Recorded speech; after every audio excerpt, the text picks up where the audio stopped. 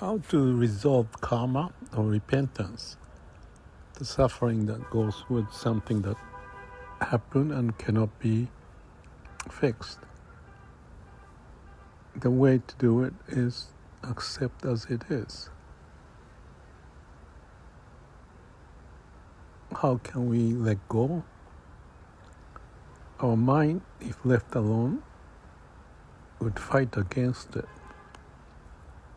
The nature of the mind is limited, that try to expand whatever it can using the logic of good and bad, beautiful, ugly, right and wrong. And for that, we are evolving as human. So there's a benefit to go against the law of entropy. But at the end, when something happens and if you cannot change it, or if we are to die and cannot extend our life, that's impermanence as it is. The only way to accept as it is accept as it is. So there's no secret by using the mind to cause and effect, to go beyond the cause and effect, because the karma or cause and effect is developed already and you cannot do anything about it. It's wonderful that the civilization advanced, but everything has a limit. And everything, well, should I say everything has a limit? In our mind it is. And everything has the nature of impermanence. And the only way is to accept that. So when I talk about how to overcome and karma, repentance, just accept it is. Letting go of ourself, our mind, but taken over by the laws of the universe as it is. Because that's the ultimate law. Given the mind and logic, we can do certain things, and that's wonderful because, like playing with tools, we get to play with our tools to see what can happen as a child. But the child cannot be always playing tools because the toy may break down, and the children has to grow and keep on playing, of course, but there's a limit because of life and also because of the karma. And the only way to go beyond that is acceptance.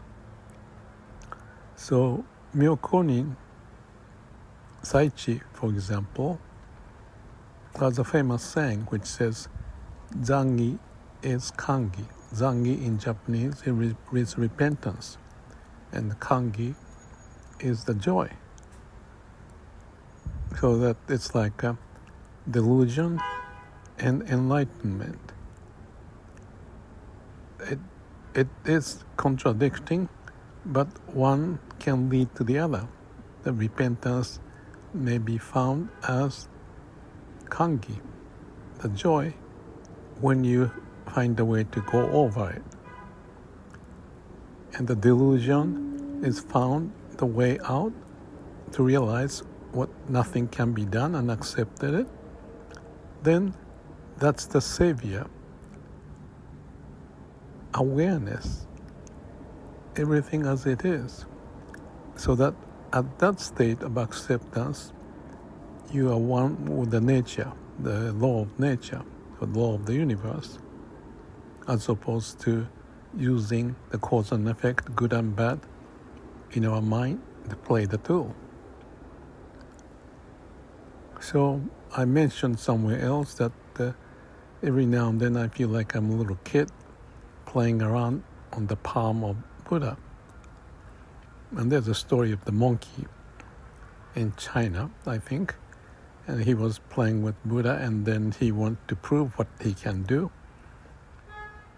And he found that so many miles away there's a finger-like stuff pointing, and he put his name on it and came back, thinking that was miles, thousands of miles away.